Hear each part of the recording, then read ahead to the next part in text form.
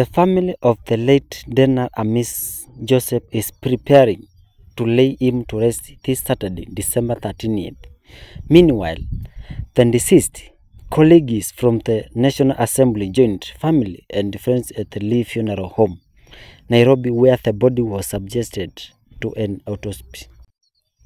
The late Denard Amis's colleagues from the National Assembly joined relatives at Lee Funeral Home, Nairobi, where an autopsy on his body was undertaken.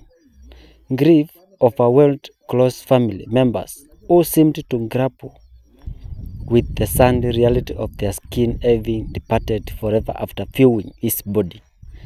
The 56-year-old, who was nominated MP in the 13th Parliament, will be laid to rest this Saturday, December 13th, at this native home in Kwale County.